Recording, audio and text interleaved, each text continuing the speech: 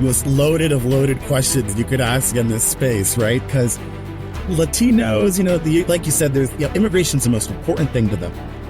I think that is an interesting sort of self-fabricated delusion that the left loves to play in part because let's imagine I'm Puerto Rican. I'm already a U.S. citizen. I can promise you that is not the number one issue on my playlist, right? Like, I'm not sitting here saying this is all so important. But then you also have, a lot of Cubans and Venezuelans and folks, they've had TPS. They all have their green cards. They're not really worried about the immigration system as much. And when you look at Mexican American families along the border, over 50% of Border Patrol agents are Latino. In some states, it's as high as 60%. These families have been there for 3, 4, or 5 generations. Some of these families in states like Colorado, in states like New Mexico, in states like Texas and Arizona, have been there quite literally since the era of when Spain had all that territory. Americans are capable of achieving extraordinary things when they have the freedom and opportunity to do so. This is American Potential. And here's your host, Jeff Crank. Well, thanks for being with us for another episode of American Potential. So many great episodes that we've had. Thank you for joining us and for making this podcast continue to grow. Watch us on YouTube. And of course, always listen on whatever your favorite podcast platform is. As winter transitions to spring for parts of the country, another change looms on the horizon, which is the approaching 2024 election season. With primaries underway and the general election in November, there's a demographic that is making a shift in political parties. Traditionally, Latinos have leaned towards the Democratic Party, yet recently this group is starting to align themselves with the Republican Party. Now, is this shift a result of evolving policy priorities within the Latino community, or are the political parties doing something to make this change? Now, notably, Latino communities are not only expanding in states like Texas and Arizona, but also in unexpected places such as Wisconsin. So as these communities become more politically engaged, some Latinos are stepping up to run for office, creating historic milestones in the process. For instance, Congresswoman Monica de la Cruz recently made history by flipping Texas's 15th congressional seat, held by a Democrat for the past 119 years. So what factors are driving these changes? I want to welcome Helder Toste, who is Libre's Government Affairs Liaison, to talk about this topic. Helder, thanks for being with us. Yeah, thanks for having us. Okay, first of all, it says here, this is Monica sent me this. I got to hear this story. It says that you were kidnapped in Thailand. Now, Come on. I've never had a guest that I started off with that one. So tell me about that. I was on a sort of learning experience in Thailand. I had gone to Bangkok to see my friend for her birthday, one of my classmates from college. And I was invited onto one of those sort of little motorbikes that they take you to kind of show around town. And I thought I had communicated well enough to try to get to where I wanted to. And what ended up happening is I hop onto this thing. It starts going the wrong way pretty quickly. And then I find myself, unfortunately, in a slum in the city by myself, where I then sort of look down this sort of long, kind of empty, rocky road. And at the end of it, I see a very large group of men, and I start getting sort of pushed by the driver towards this group of men. It was pretty scary, but I realized that, I was pretty much in danger at this stage. I had to get out of there pretty quick. And so I pushed past the driver and started booking it. I'm not necessarily the fastest, but I have pretty good, awareness. And so I was able to start meandering, and all of these guys started coming after me to try to grab me. And they're throwing things at me, that sort of thing. And as luck would have it, after maybe running around for a mile or so, I came across a lonely taxi driver on a smoke break. And I ran into his car, slammed the door, told him we had to book it. And he quickly gets in as these group of men get onto the taxi. They're banging against the window. And then he hoofs it and gets us out of there. Suffice to say, I gave him the biggest tip I've given anyone in my life. It was just sort of, in my head, I was just praying to get out of there as fast as possible. The benefit, I will say, the build back phase of this whole thing was I went and had like a really nice dinner that day to sort of unwind and relax a little. But yeah, it was pretty scary. I think a lot of it is much like in anybody, in your life, you got to look for the red flags. And if something's not feeling right, you got to book it. And so it's definitely a learning experience. And not sure I'll be back to Thailand anytime soon, admittedly. So, man, that's like out of an Indiana Jones movie. Yeah. I mean, looking back on it, it's like you were trying to get away, in an Indiana Jones movie. It seems like, man, probably pretty scary, right? Yeah, no, it was definitely a bit of I'm glad it was the middle of the day, and I noticed we were heading the wrong direction pretty quickly, so I was mentally preparing myself. But not sure I could have taken out 5 to 10 guys. So yeah. Well, you should have just used your whip like Indiana Jones would have. That's right. I didn't come prepared. I didn't come prepared with the right equipment. That's the biggest draw here. Man, well, I'm glad you made it through that, because that probably wouldn't have been a good situation had that not ended the way that it did. So, and hopefully that guy, if he was taxi cab, not Uber, you would have had to give him at least 5 stars. And, anyway. Well, he was so confused by the whole thing, and I kept trying to give him the tip, and he didn't process. He's trying to, no, I only owe me this much. I'm like, no, I owe you way more than what I'm trying to give you right now. But this is all I got on me. And he was very grateful, and I was grateful for him. So, in life, the right people get put in your path, and that's always part of the conversation. Right. So, yeah, that's great. What a great story. So, talk a little bit about your family, your upbringing. Tell us how you got where you are today. Yeah, no, long story short, I was born in the Central Valley of California, born and raised very, very much so in the town of Tulare, California, which is a rural area. We have roughly a 3-to-1 cow to person ratio in my county, and I grew up on a dairy farm where my parents had both immigrated. So my father is from Portugal. My mother is from Guadalajara, Mexico. Both had immigrated. I grew up in a trilingual household, which is very interesting, where, you have both languages kind of going on 24/7. And I grew up pretty normal for my area, which involved, milking cows in the morning, giving the calves, something there before I got onto the school bus. And then at the end of the day, when I'd come home from school, I'd help out on the farm with whatever tasks were kind of left. And, grew up, in that environment, really close to Sequoia National Park, very much just in an agriculture world. And that was where, we have a very big immigrant community in the Central Valley. So Portuguese and the Mexican community had so many events, and I grew up surrounded by just a lot of culture, but in a pretty complicated state. And so, California obviously was a place that, was harder for us to kind of grow up with in some ways, especially when it came to, as a farm, issues we were having with water and other issues like that. I knew when I wanted to go to college that I was looking to try a different part of the country. I was very lucky. They let me into Yale. And so after growing up in the Central Valley, I ran to the other side of the country. And I ended up graduating with 2 degrees, one in art history and one in Latin American studies, which is totally different from the cow culture that I grew up surrounded by.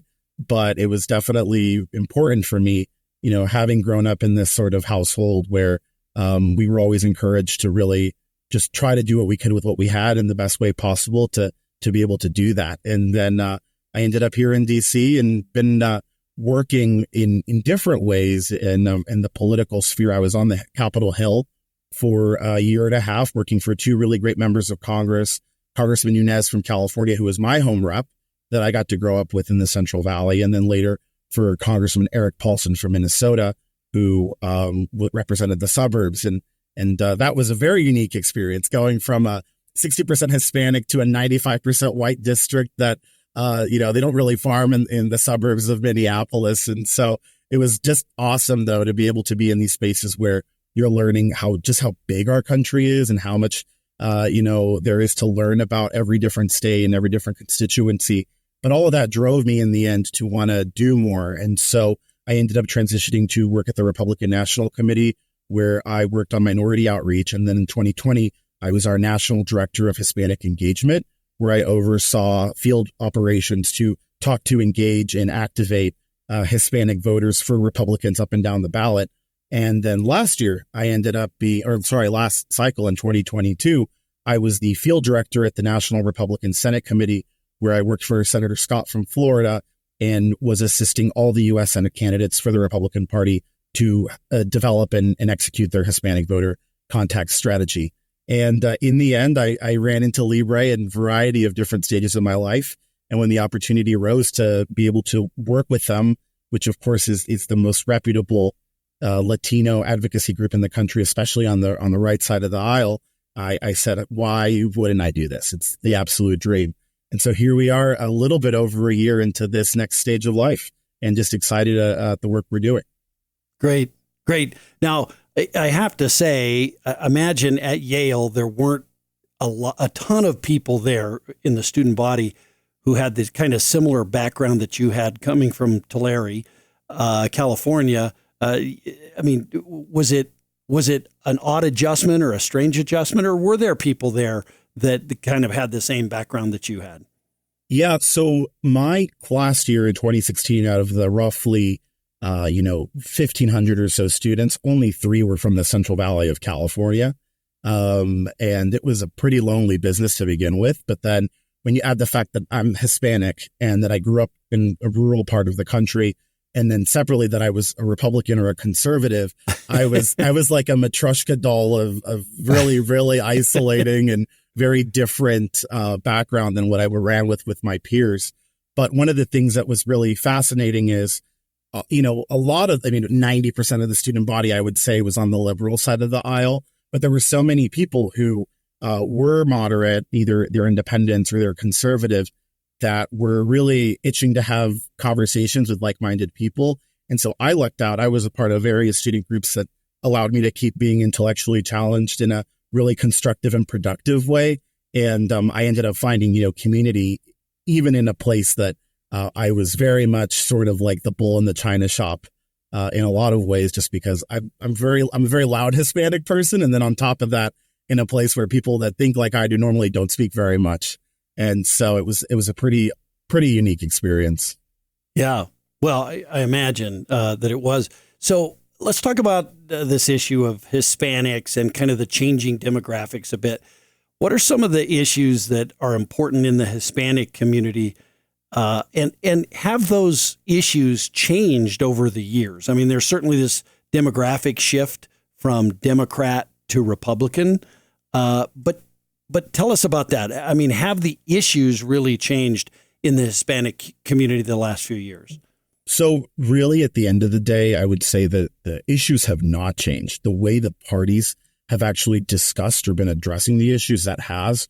And I think that's why we're in this very almost once in a really 2-decade opportunity to see these sort of big political changes happening with minorities. I'm going to preface this by saying that even though I'm going to talk about Latinos, Asian American voters and African American voters are also starting to go through these changes, just not at the rate and speed the Latinos are. And there's a lot of reasons for that. But for Latinos, as far as you go back polling from now all the way to the Reagan era, the number one issue for Latinos has always been the economy. The way that the ability to build a business, start a business, the right to work, the ability to actually build and provide for your family, that is the single core most important issue for every single Hispanic person. As far as the polling has gone in this country, we're looking at 80% of people will see that this is their top issue sometimes. But immediately after that issue, we move very quickly into issues like education, the ability to be able to go to a good school, opportunity to do all that. And then they move into issues such as healthcare and immigration. And then finally, you'll end up rounding up this like safety, public safety, crime, that sort of thing. And those issues have not really changed for the Hispanic community. But what you will see is, depending on where the Latinos live, that their ranking will then evolve and shift. And so the top 10, the top 5 issues, they will be the same. But if you're in, a state like Pennsylvania, they're way more worried about crime and just public safety there versus a state like Arizona, where the economy and then education are always the top 2 issues. And so that's also why even though you have a sort of monolith population in the sense that they mostly speak Spanish, they are very, very much not a monolith when it comes to the issues that matter to them, where they live in the country, and how those are kind of coming together to really inform their sort of issue set interest. I think we've seen this swing over the last several presidential cycles. It seems like it's been a slow swing where Hispanics are leaving the Democrat Party and many more voting for the Republican Party. I know in 2020, Donald Trump got a very high percentage of Hispanic voters compared to previous presidential elections. But it seems like over the last even couple of years, that's accelerated. It seems like there's more people that are pushing to that. Is it the bad economic policies of the Biden administration that is making, just like any segment of America that is seeing that and then now shifting over to the Republican Party? So I think that could be part of it. I will say that you kind of have a population that their values haven't really changed ever, but they weren't necessarily voting their values completely, or they hadn't connected the dots of, well, if I vote for X candidate, I will get X outcome, be it economic policy, education policy, what have you. One of the things that happened, and this was sort of the phenomenon that was happening leading up to and then during the Trump era, which was, everybody had made Trump out to be this horrible boogeyman for Latinos, obviously with some of his very colorful commentary, you could say, that occurred in the 2016 cycle. But then if you look at the raw economic data, wage growth and the number one business creators in the country were Latino women. And so it's really hard to square.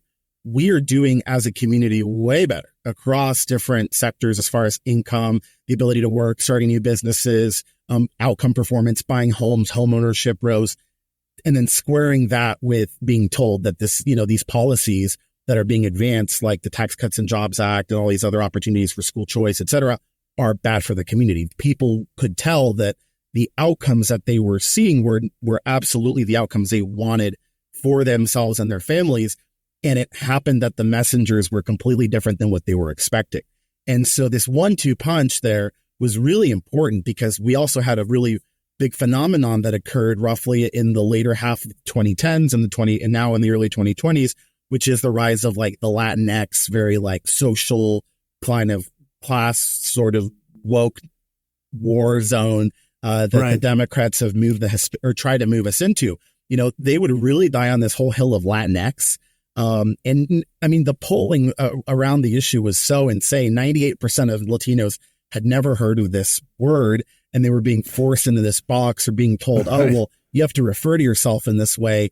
And it just wasn't hitting the mark, because people were saying that's just so not anywhere near in the realm of things that I'm worried about. Why is this the thing you're talking to me about? And that's why we're seeing the shift in the 2022 midterms. There was a 19-point shift in favor of Republicans, and the margins were almost the same than what we saw in the presidential in 2020, which is to say we have not seen numbers like this since George W. Bush ran in 2000 and 2004, which means we are in a really fascinating period for just general electoral volatility, but also the growth of the sort of center right and right movement with minorities. Mm-hmm. So, it sounds like it's a bunch of different issues that are, I think, causing Hispanics to relook Republicans and vote for them in many cases.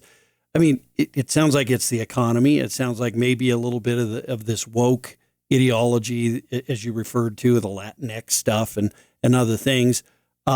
Education, K through 12 education, and just bettering education for kids.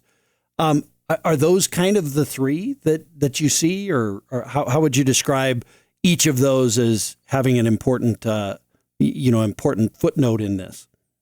Yeah, I mean, the economy, education, and frankly, safety are the three issues that are really driving a lot of these changes.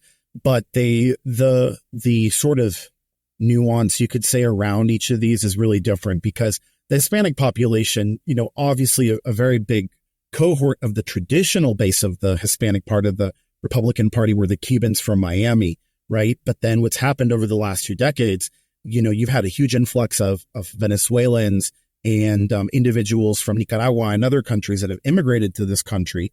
And for them, a lot of this sort of concern about big government in their lives, dictatorial policies, they see the government behaving a certain way. For them, it's not only very personal because they're fleeing regimes like this, now they're here and they're seeing sort of behaviors that really trigger them to want to then be motivated in the democratic and civic process.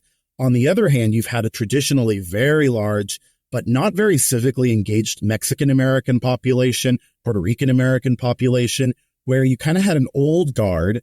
We're talking folks in the 70s and the 80s during sort of the housing movements in New York City and the Chicano movements in the South that were very, very, very liberal. But then newer generations of Latinos that are growing up, they would like to buy a house. They would really love to be able to start a business, and they really want to be able to stand on their own feet. And they're being put into these situations where they're being overregulated, they're being limited, they're not being given fair opportunity compared to other people. And this favoritism is also driving them to not only break with these political movements that really kind of drove Latino participation in the 70s and 80s, but now want to be their own part of the movement in their own way. And so you're seeing growth in membership to chambers of commerces. You're seeing independent Hispanic advocacy groups growing up. And Libre is a really good example of a group that was formed in the 2010s, right around the period where the country was going through a lot of economic distress, that wanted to make sure that Latinos had a place in the political system, in the civic process, where their concerns could be heard. I was very recently at a U.S. Hispanic Chamber event last year in Orlando at the very end of the year. And there was a lot of sort of this more Latinx driven conversation, more social DEI driven conversation. And the number one, they said, does anybody have any questions? And people in the public, their first thing that they wanted to say was, I understand where you're coming from, but can we talk about increasing, the ability for minorities to get capital to start their small businesses? What are you doing about tax cuts for small businesses? Are you working on supply chain issues? What are we doing about the fact that the labor participation rate in this country is not where it needs to be, and that inflation is at 17%, right, over the last few years? That is immediately where they wanted to go. But it also showed you that there was a lack of people actually having, even right now, that want to have the conversations that need to be had, that the community wants to be listening to and being engaging with. And so that sort of disconnect is really what's also creating the frustration. And the disconnect is carrying towards a lot of issues. The economy is sort of the main part of this pie, but then all of this disconnect is becoming blatantly obvious when you're looking at education policy, when you're looking at crime and safety policy, when you're looking at immigration and border security. All this thing is sort of, this whole little house of cards is falling apart. And what is happening, and as all these issues are going on, we have incredible new voices on the sort of conservative side of the aisle that are filling this space. You obviously talked about Monica de la Cruz as we opened up. Single mom. She's from a border town. McAllen, Texas. She had a small insurance shop growing up. She's an insurance specialist. And you would think, oh, this is she's Mexican American. This is such a random person, right, to be in Congress. But that's exactly who the people of her community want to be in Congress. Someone that looks like her, looks like them, but most importantly, understands the sort of everyday issues that they're going through. In Arizona, for example, we have Congressman Juan Ciscomani, who is just exceptional. He was born and raised in Mexico, had his green card, and then is the first representative for the state of Arizona that has actually not been born there. And he's the embodiment of the American dream in a lot of ways. And these are the sort of voices that are now entering the arena as you're having these bigger changes and bigger frustration with sort of the inability of the Democratic machine to properly talk to Latinos. And then Republicans have finally started to figure a little bit of it out. And you're seeing this just insane dynamism in communities across the country, whether they be Mexican American or Cuban American or Puerto Rican, as they're responding to these electoral changes and realities in their lives. And it's pretty awesome. What about I guess I would say faith issues, but the kind of the attack on religious liberty, which we've seen sometimes from the left too. I imagine that does not sit well with many Hispanic voters who tend to be people of faith. Yeah, a lot of the bullying that happened towards faith communities in particular happened during the Obama administration, when there was a lot of weaponizing the IRS against communities of faith, and that particular issue really set off a lot of Hispanic pastors to be more involved in the civic process.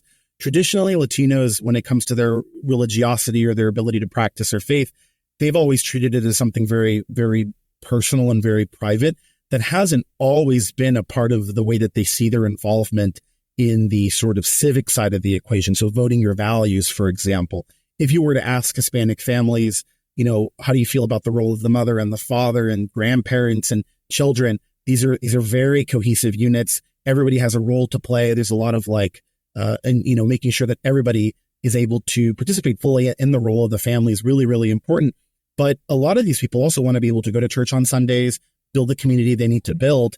And what we have seen in particular, as you pointed out, when the Obama administration started weaponizing the administrative state against families and people of faith, that really triggered a lot of them to want to actually be a part of the civic process. And you saw way more Latinos that were actually faith-going, that were now also voting, that they were going as candidates, that they were really focused on sharing their values. But you're also seeing, just broadly, we know this in the U.S. and in the world, especially the West, kind of the collapse or the willingness to attack the importance of the nuclear family. But for Latinos, multi-generational families, during the COVID pandemic, my family was one of the ones that was affected, where my grandmother got really sick with something else, had to go to a nursing home, and we couldn't visit her. And she had lived with us her entire life. She didn't have the ability to speak English, and we could only see her through this sort of glass window. We'd drive up and, having your abuelita on the other side of this glass window and just seeing the ability of government to tear your family apart. That was really shocking and really affected a lot of people, especially in states like New York and Pennsylvania, Wisconsin and California, where this became the reality during the pandemic, because a lot of these sort of personal liberties or religious liberties or liberties in general that they really cared about were violated and taken away from them. In a state like Nevada, we saw in particular, you could only be 10 people to a church per building, but casinos could operate at 50% capacity, right? And when you're being told as a person of faith that you can't go to church, but you can go gamble away your life savings during the pandemic, all this stuff was just really hitting people. And they were able to sort of start connecting the dots really quickly. And I think that's also why you're seeing communities of faith being willing and wanting to be a part of the process, because they realize when you're not don't have a seat at the table, things that can really affect you are going to be decided for you. Yeah. What about the immigration issue? I mean, I think there is a sense on the part of many Democrats that all Hispanics believe that there should be sort of unfettered immigration, or that the borders should not be controlled in some way. But I don't get the sense that that's the case. I think many Hispanics, just like most Americans, believe that we should have a rule of law, that immigration should be an orderly process.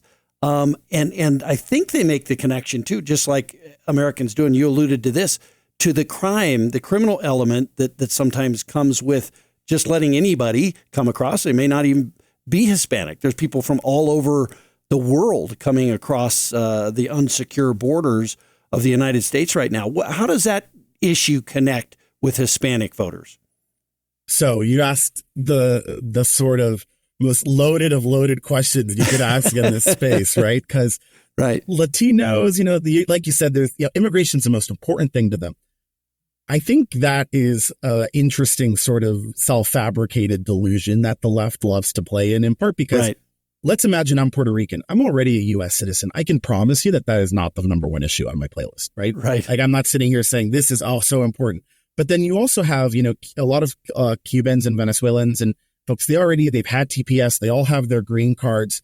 They're not really worried about the immigration system as much. And when you look at Mexican American families along the border, over 50% of Border Patrol agents are Latino. In some states, it's as high as 60%.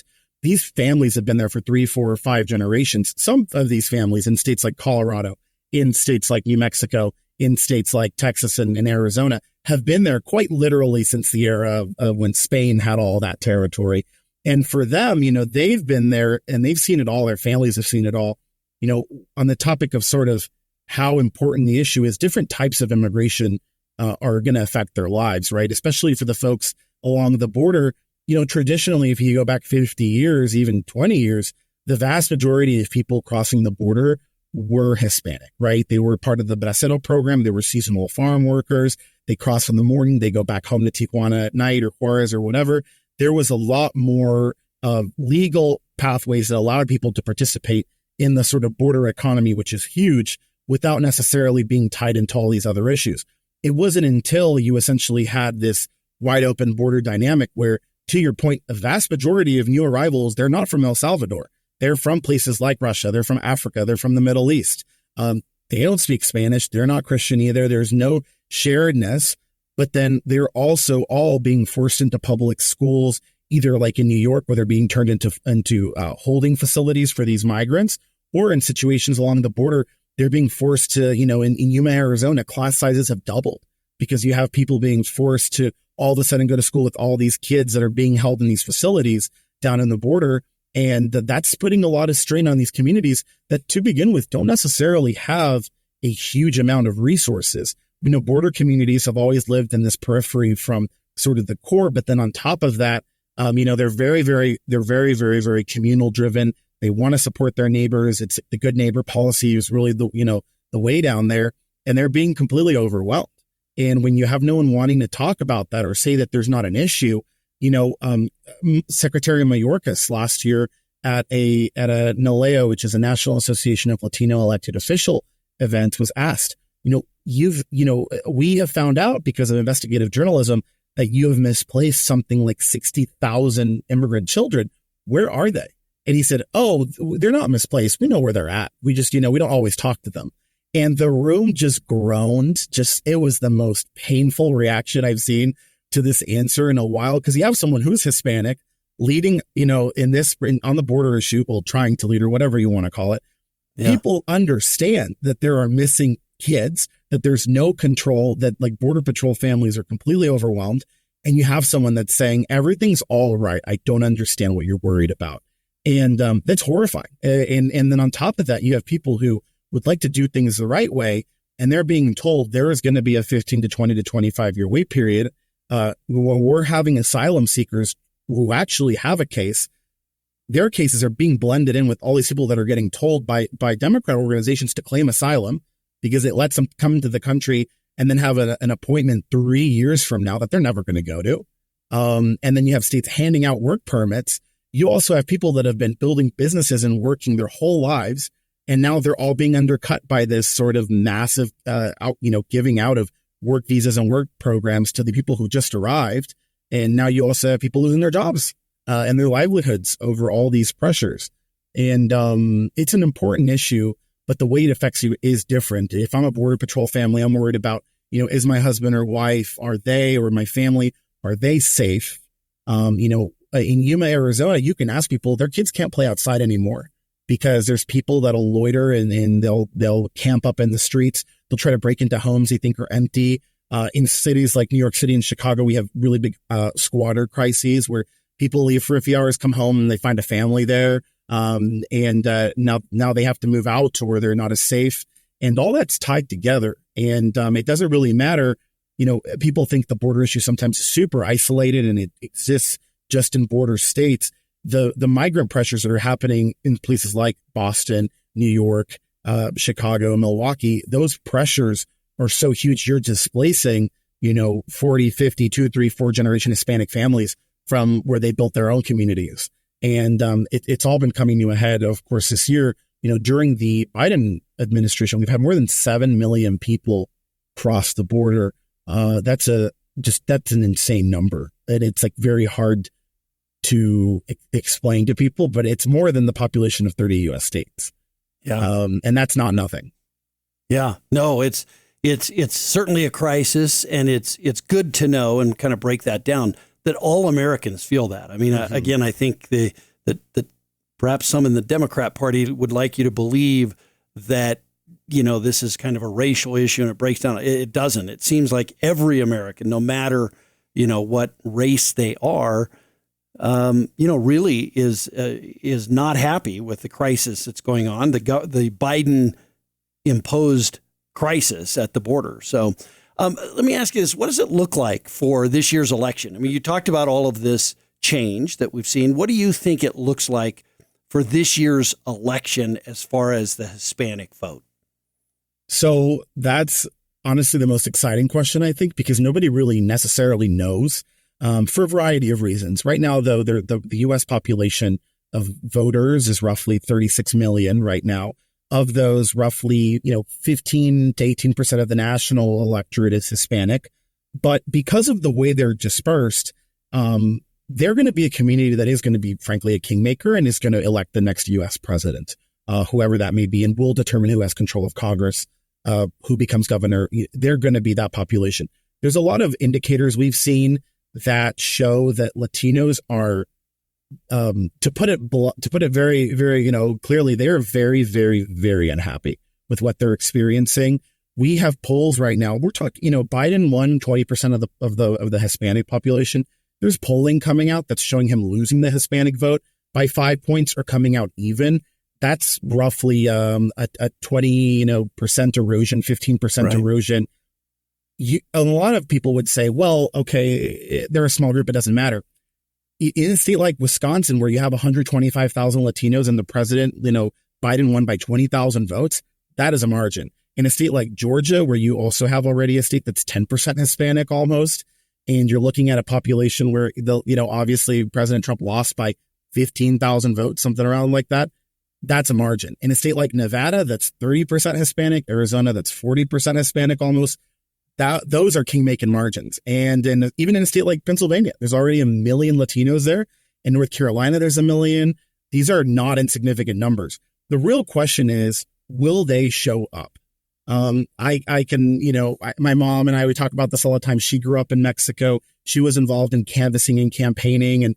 And I asked her, I said, Mom, do you care if the candidate is necessarily Hispanic or whatever? And she looked at me and she said, Helder, I voted for Mexicans my whole life and things didn't get better.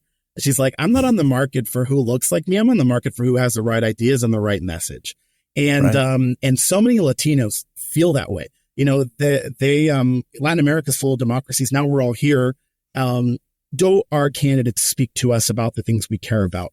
And the question is, are they going to be able to do it effectively versus it being some sort of pandering exercise, which of course really gives anxiety to Latinos. And so it's going to kind of come down to, can the right message be delivered consistently over the next few months? Will the right messengers be willing to do it? What do I mean by right messenger? It doesn't actually have to be someone who's Hispanic, but it has to be someone who's showing and willing to show that they care. Because at the end of the day, and Senator Rick Scott from Florida, I've heard him speak many times, says this, and it's true. It's Latino issues are American issues, right? They care about what everyone else cares about, and they don't want to get treated like they're in a special box because they have a certain background. They want to get treated like any other person that has dignity, that is part of this civic process, and they want to be respected in that way. Sure, sometimes you have to talk to them in Spanish, but at the end of the day, they're still looking for who's going to be able to move the country forward. And, it's going to be really interesting to see as the presidential campaigns and various congressional entities for the Senate and for the House begin to build their teams and their outreach, if they're going to want to go to communities that have traditionally been underserved. And if Democrats are going to continue to take these communities for granted like they have been. And so it's going to be really interesting because we're also not in a pandemic year, right? You're going to be able to go put boots on the ground, knock on people's doors, have real conversations. It's going to come down to who can have those conversations and be willing to have those conversations. One of the most interesting things I can share very briefly is in 2022, Senator Johnson from Wisconsin launched a partnership with the National Republican Senate Committee to actually talk to Hispanic voters. They reached, they had a total of over 100,000 contacts with Latino community. And he ended up winning by roughly 21,000 votes.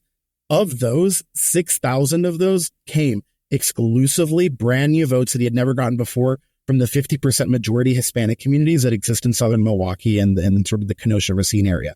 These were Latinos that had never voted, that had never showed up, and they all showed up and they all voted for Senator Johnson. And that's a response to when a candidate puts the work in, when a candidate has bilingual messaging, but they focus on the issues that matter and not trying to necessarily pander. That's where they're going to have the recipe for success. And we're going to see really, too, if people are willing to invest their resources, their campaign resources, right, into running those ads, having those conversations, having those boots on the ground. And it'll be exciting. But at the end of the day, too, a lot of Latinos, they're very unhappy and they may stay home because they feel the process is either not serving them very well or the candidates aren't actually responding to their needs. And I think, unfortunately, that's going to be the biggest bellwether 50% of Latinos that voted in 2020 did it for the first time. And a majority of first-time voters, like roughly 45%, voted for Republicans. So for Republicans, it's can we bring out these Latinos that showed up for the first time for us in 20 and 22? Are they going to want to show up again? And for the Democratic Party, it's a question of, are we actually taking Latinos for granted? How do we show them we care when we're not willing to admit the problems that they're facing? And those are two pretty heavy and complicated questions. And we're going to see as the primaries and frankly, as the general election plays out, what it's all going to look like. And so it'll be really exciting one way or the other. So, yeah, well, it's, times have really radically changed, I think. And it gets right down to that. If you're talking about the issues that people care about, it doesn't matter, what ethnicity they are, they care about those issues. And so that's just something that I think any politician running for office needs to understand and know about.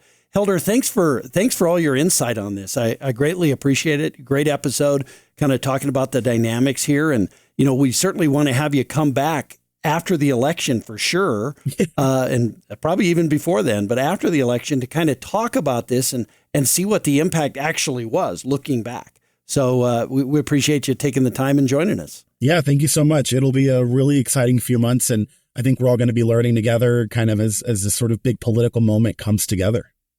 All right. Okay. Thanks, Helder. Appreciate it. Thank you.